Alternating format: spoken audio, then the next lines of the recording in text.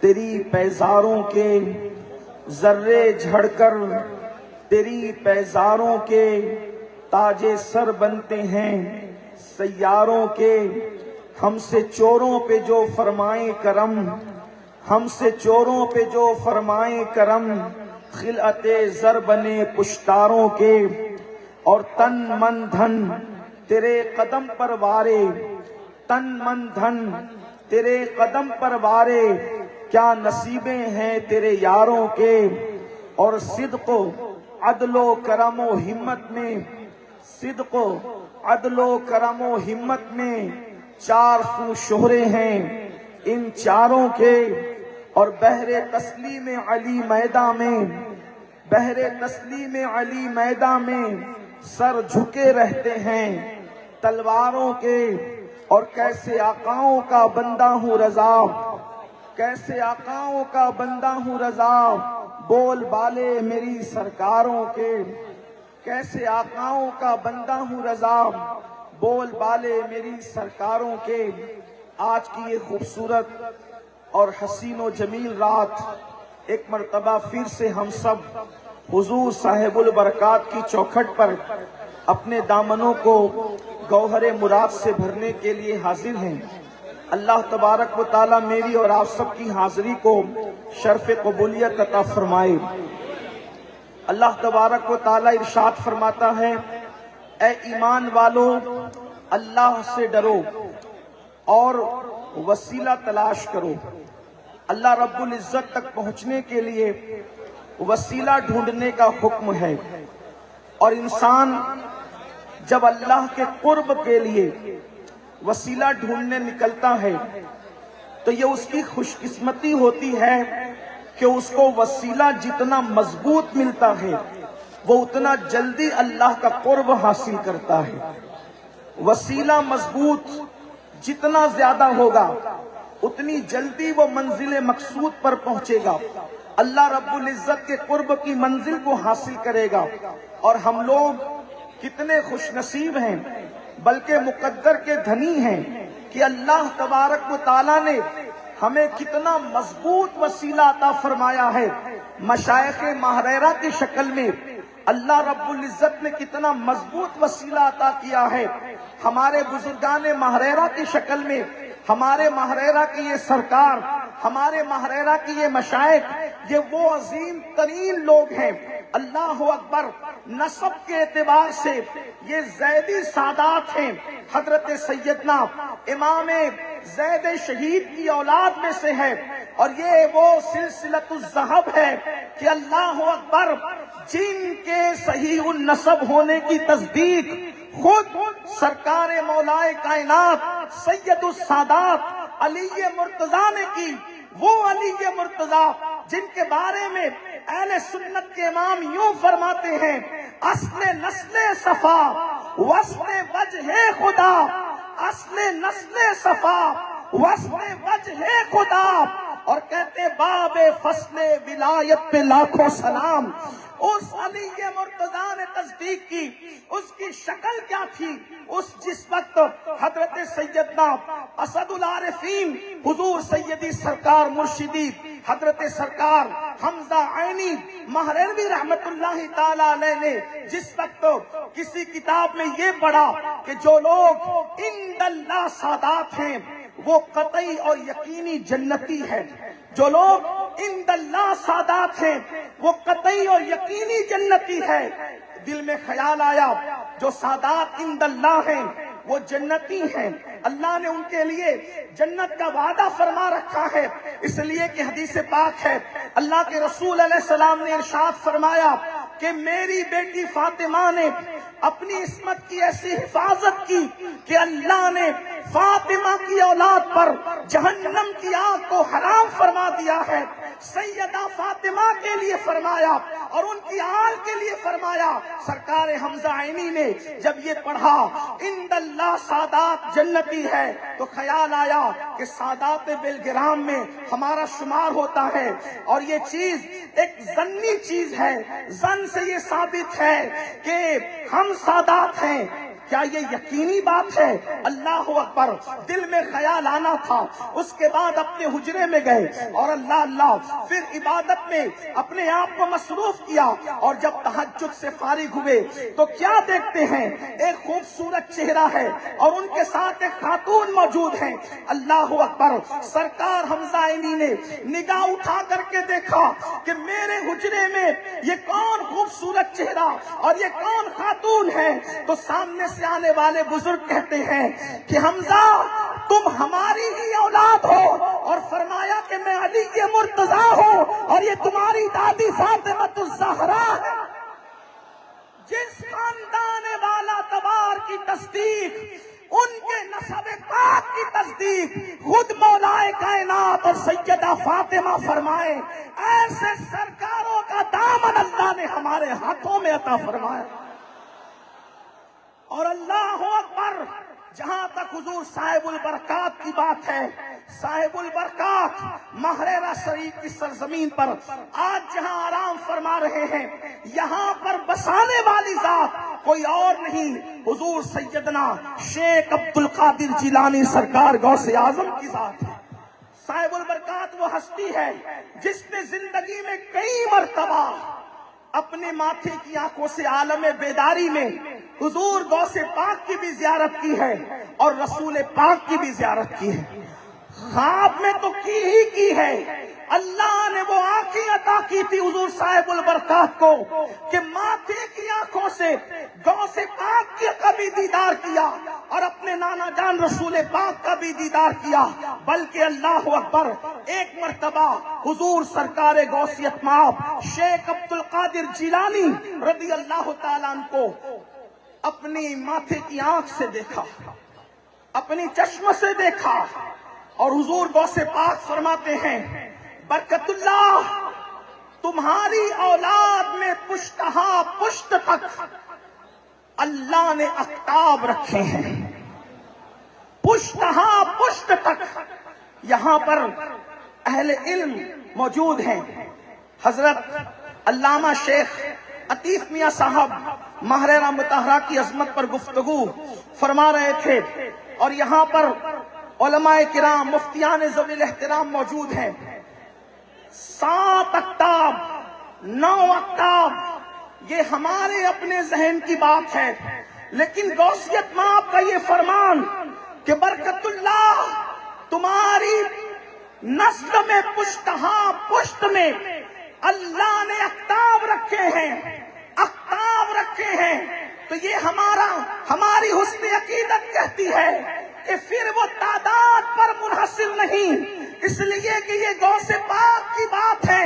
جب تک چاند و سورج زمین پر طلوع اور غروب ہوتے رہیں گے، چاند و سورج آسمان پر چمکتے رہیں گے، اس وقت تک ماہرہ کی قطبیت صاحب البرکات کے خاندان میں رہے گی انشاءاللہ۔ یہ وہ عظیم ترین خاندان ہے، اور غوث پاک نے ارشاد فرمایا، سیدی غوث اعظم فرماتے ہیں کہ تم کسی اپنے نمائندے کو صابر کلیر سید علی احمد علاء الدین صابر کلیر کے پاس بھیجو۔ آپ نے اپنے 2 نمائندے اللہ اکبر سرکار صابر کلیر کی طرف روانہ کیا، ان کے مزار مقدس کی طرف روانہ کیا، اور جب ان کے مزار مقدس کی طرف روانہ فرمایا تو آپ نے ارشاد فرمایا وہاں جاؤ، اور جس وقت واپس ہونا اگر کوئی چیز تمہیں دے تو اس کو لیتے ہوئے آنا، اور کوئی فرمان جاری کرے تو اس کو سنتے ہوئے آنا۔ 2 خادم وہاں تشریف لے گئے، اور جب سرکار صابر پاک کے در سے واپس پلٹنے لگے تو ایک بزرگ کو دیکھا۔ وہ بزرگ فرماتے ہیں کیا پیر برکات کے مرید ہو، کیا برکت اللہ کے مرید ہو؟ انہوں نے کہا جی، اور اس کے بعد انہوں نے فرمایا یہ 7 موتی لے کر کے جاؤ۔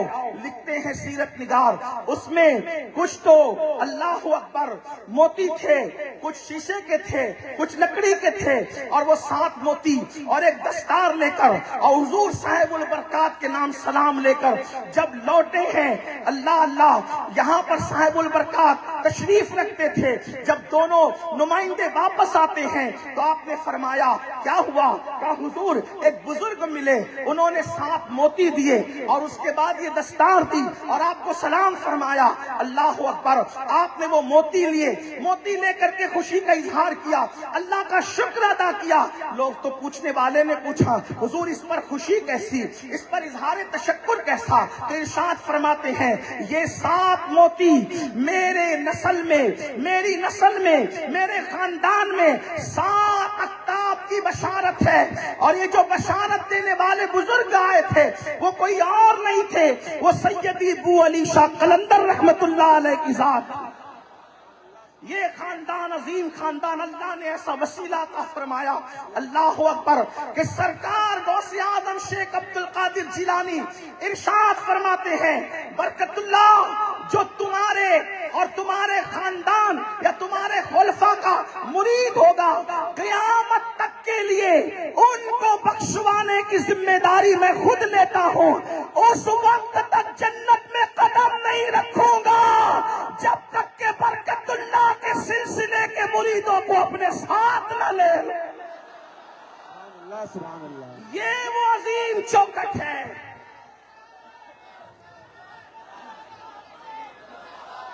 یہ وہ عظیم چوکٹ ہے اللہ نے جن کا دامن ہمارے ہاتھوں میں عطا فرمایا ہے۔ مگر یہ بات بھی آپ سے کہہ دوں کہ مرید کو پیر کے حوالے سے انتہائی باغیرت ہونا چاہیے، محبت سب کی ہو، عقیدت سب کی ہو، پیار سب کا ہو، احترام سب کا ہو، جیسا کہ ہمارے مرشدان طریقت ہمارے لیے یہی پیغام دیتے ہیں۔ حضور سرکار نظمی نے کہا تھا کہ اپنے پیر کو چھوڑے مت، دوجے پیر کو چھیڑے مت، اپنی نسبت آگے بڑھائے جاؤ، یہ ماہرہ کا پیغام ہے۔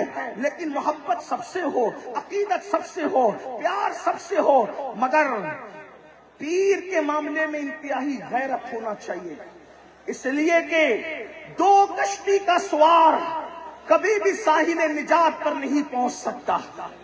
کہتے ہیں کہ حضور صاحب البرکات رضی اللہ تبارک و تعالی عنہ نے اپنے صاحبزادے حضور سیدی ابو البرکات سید آل محمد ماہرروی رحمت اللہ تعالی علیہ کو اپنی ظاہری حیات ہی میں ریاضت اور مجاہدات کی منزل سے گزارنے کے لیے آپ کو 12 سال کے چلے میں بٹھایا۔ 12 سال کا چلہ، 12 دن کا چلہ انسان کے لیے مشکل ہوتا ہے، جو لوگ 40 دن کا چلہ کرتے ہیں ان کے حالات آپ دیکھتے ہیں۔ 12 سال کے لیے، اور غذا کیا ہے؟ جو کی روٹی، دال، اور اس میں بھی روغن نہیں۔ اس تزکیہ نفس کے حوالے سے اپنے شہزادے کو حضور سیدی سرکار صاحب البرکات رضی اللہ تعالیٰ نے گزارتے ہیں۔ 12 سال کے لیے چلے میں بٹھایا ہے، لیکن 3 ہی سال گزرے۔ غیرت کیا ہونی چاہیے پیر کے حوالے سے ایک مرید کی؟ جذبات کیا ہونا چاہیے پیر کے حوالے سے ایک مرید کے؟ حضور سیدی آل محمد رحمت اللہ تعالی علیہ 3 سال گزرے تھے کہ آپ نے جاگتی کیفیت میں، جاگتے حالات میں دیکھا کہ حضرت سیدی ابو علی شاہ قلندر رحمت اللہ علیہ تشریف لاتے ہیں، رحمت اللہ علیہ تشریف لاتے ہیں، اور تشریف لانے کے بعد فرماتے ہیں آل محمد کیا مانگتے ہو مانگو، کیا طلب کرتے ہو کرو۔ اتنی بڑی ہستی، اتنی عظیم الشان ہستی حضور سیدی ابو علی شاہ قلندر خود تشریف لا رہے ہیں اور فرماتے ہیں مانگو کیا مانگتے ہو۔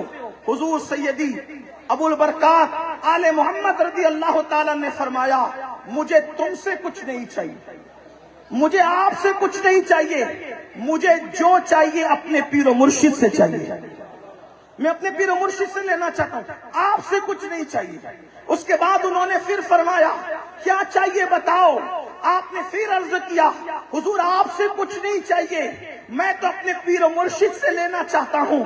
اللہ اکبر، رات گزر گئی، بات گزر گئی، جب صبح ہوئی تو حضور سیدی صاحب البرکات سیدی آل محمد سے ملاقات فرماتے ہیں۔ اس سے پہلے کہ آپ خود عرض حال فرمائیں، خود عرض حال عرض کریں، خود عرض حال عرض کریں، اللہ اکبر، صاحب البرکات خود فرماتے ہیں آل محمد وہ علی شاہ قلندر کہہ رہے تھے کہ مانگو کیا مانگتے ہو، تو آپ کچھ مانگ لیتے، کچھ طلب کر لیتے۔ عرض کیا حضور میں ان سے کیوں لوں، میں تو اپنے مرشد آپ سے لینا چاہتا ہوں۔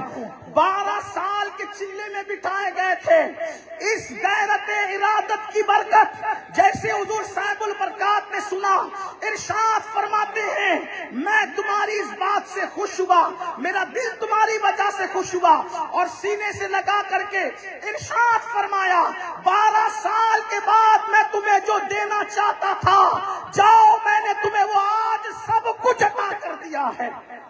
اب تمہیں 12 سال تک کے جو چلا کرنے کی ضرورت نہیں۔ حضور سیدی آل محمد رضی اللہ تعالیٰ نے بتا دیا کہ ایک مرید کو اپنے پیر کے حوالے سے کس طرح جو ہے عقیدت کے معاملے میں غیرت کا اظہار کرنا چاہیے۔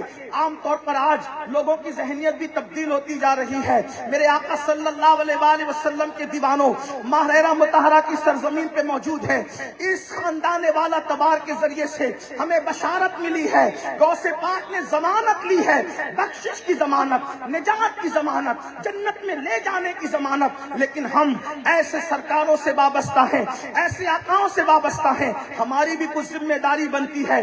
ایسے بزرگوں سے وابستہ ہو کر اگر ہم مسجدوں کو ویران کریں گے، مسجدوں سے کوسوں دور رہیں گے، پوری زندگی فجر کی نماز میں کبھی مسجد کا منہ نہ دیکھیں گے، تو بتائیے ہمارے مرشدوں کا ہم نے دامن پکڑا ہے، اللہ اکبر، ان کے دلوں کو تکلیف پہنچے گی کہ نہیں، ان کے دلوں کو اذیت پہنچے گی کہ نہیں؟ اللہ اکبر۔ بعض لوگ بشارتیں سن کر کے خوش ہو جاتے ہیں اور اسی پر معاذ اللہ وہ بہت کچھ سمجھ کر کے عمل سے دوری اختیار کرتے ہیں۔ ایسے آقاؤں کا دامن ملنے کے بعد اگر ہم عمل کے میدان میں بھی قدم رکھیں تو کتنی بڑی بات ہے۔ بہت افسوس کے ساتھ کہنا پڑتا ہے بہت سارے لوگ عرس کی مبارک تقریب میں آنے کے بعد بھی نمازوں کو ترک کرتے ہیں، نمازوں کو چھوڑتے ہیں، نمازوں میں سستی کرتے ہیں۔ سن لو، اللہ کے رسول صلی اللہ علیہ وآلہ وسلم نے ارشاد فرمایا جس نے جان بوجھ کر نماز کو ترک کر دیا کل قیامت کے دن اس کے ساتھ میرا کوئی وعدہ نہیں ہے۔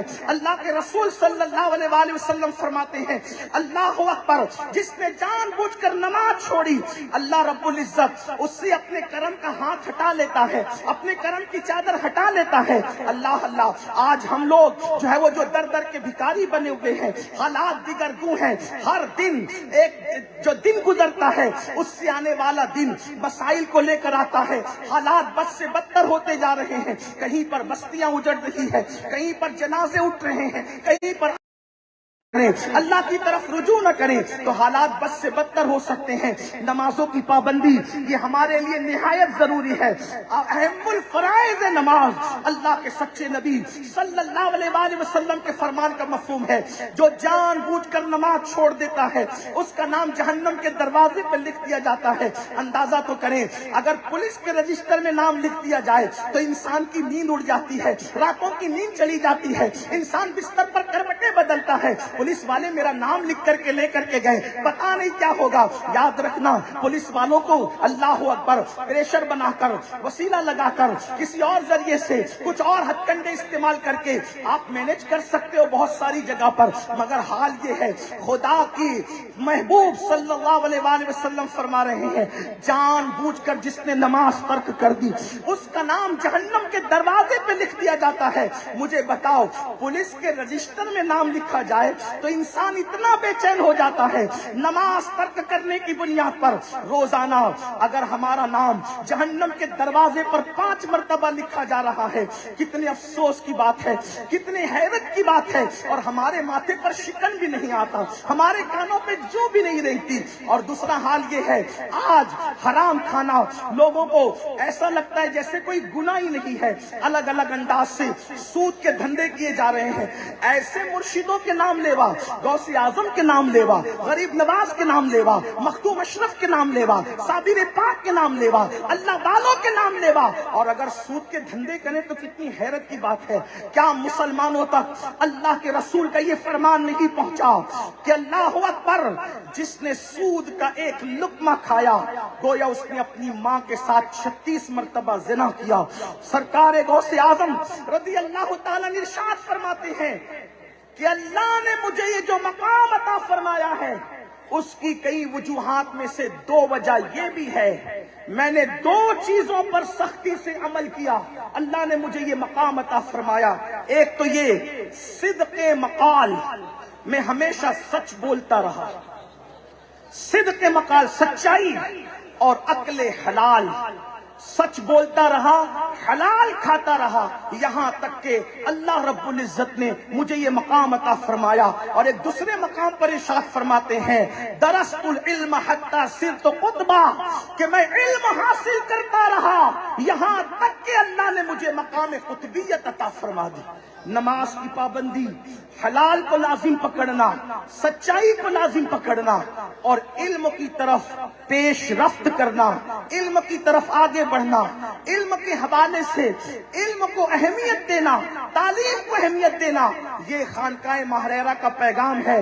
ہمارے ماہریرہ کے سرکاروں نے اعلان کیا آدھی روٹی کھائیں گے، بچوں کو پڑھائیں گے، اور ساتھ ہی ساتھ حضور امان ملت نے اس میں یہ بھی ایڈ کیا فرض علوم جو ہے وہ کورس اپنے بچوں کو کرائیں گے۔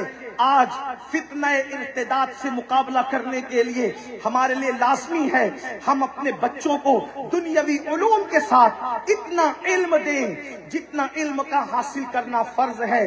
بڑی معذرت کے ساتھ اب حالات یہاں تک پہنچے ہیں کہ نکاح کے موقع پر جب دولہے کو کلمہ پڑھایا جاتا ہے تو آج ہمارا جوان اتنا سج دھج کے آتا ہے، بہت سارے دولہے قاضی کے پڑھانے کے باوجود بھی صحیح طور پر پہلا کلمہ پڑھنا نہیں جانتے۔ جس قوم کی زبوں حالی کا یہ حال ہو کہ وہ قوم پہلا کلمہ تک صحیح طور پر پڑھنا نہ جانے، اس قوم کو تباہی اور بربادی سے کون روک سکتا ہے؟ اللہ اکبر۔ بہت ساری جگہ تو ایسا کرنا پڑتا ہے کہ مائک خود اپنے ہاتھ میں لے لو تاکہ بیچارہ دولہا آج عزت کے ساتھ بیٹھا ہے ذلیل نہ ہو جائے۔ اللہ اکبر۔ ماں باپ نے بہت کچھ سکھایا لیکن دین نہیں سکھایا۔ جو ڈگریاں قبر کے باہر رہنے والی ہے ان پر تو ہم نے زور دیا، لیکن جو ڈگری قبر کے اندر جائے گی اس پر ہم نے توجہ نہیں کی۔ تو یاد رکھو اپنے بچوں کو بہت پڑھاؤ، بہت پڑھاؤ، دنیاوی علوم میں بہت آگے بڑھاؤ، لیکن ساتھ ہی ساتھ اتنا علم اپنے بچوں کو دے دو کہ ہمارے بچے جان سکے اللہ کے بارے میں کیا عقیدہ ہونا چاہیے، رسول اللہ کے بارے میں کیا عقیدہ ہونا چاہیے، آخرت کے بارے میں کیا عقیدہ ہونا چاہیے، مرنے کے بعد اٹھنے کا اسلامی تصور کیا ہے، اللہ اکبر، جنت اور جہنم کا معاملہ کیا ہے۔ اتنے علوم تو ہونے چاہیے، طلاق کے، نکاح کے مسائل تو ہمارے بچوں کو پتہ ہونا چاہیے۔ بڑی معذرت کے ساتھ ٹیوشن کے اور اسکول کے لیے ہم صبح 5 بجے تو اپنے بچوں کو جگاتے ہیں، لیکن فجر کی نماز کے لیے اپنے بچوں کو کب جگائیں گے؟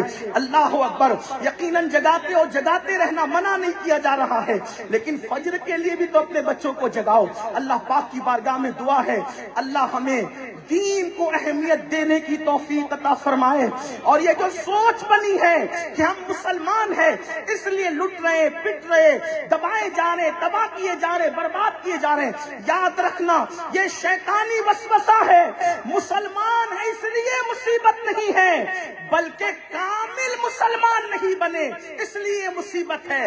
جس دن مسلمان سچا مسلمان بن جائے گا اس دن انشاءاللہ ایک انقلاب ہوگا۔ لوگ کہتے ہیں مولانا تعصب کا دور ہے، یہ دور ہے، وہ دور ہے، وہ دور ہے۔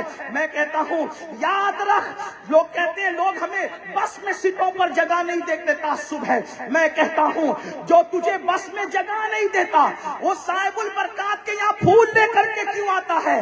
صاحب البرکات پکار پکار کر کہہ رہے ہیں میں سچا وفادار رسول بن گیا۔ تعصب کے اس دور میں بھی منکر اسلام پھول چڑھانے پر مجبور ہے۔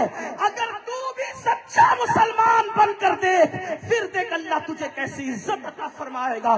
مسلمان ہونے کی وجہ سے ذلیل نہیں ہو، اسلام سے دور ہونے کی وجہ سے ذلیل ہو، کیونکہ قرآن کہتا ہے وَلِلَّهِ الْعِزَّةُ وَلِرَسُولِهِ وَلِلْمُؤْمِنِينَ، عزت تو اللہ کے لیے ہے، عزت تو رسول اللہ کے لیے ہے، اور عزت تو نبی کے غلاموں کے لیے ہے۔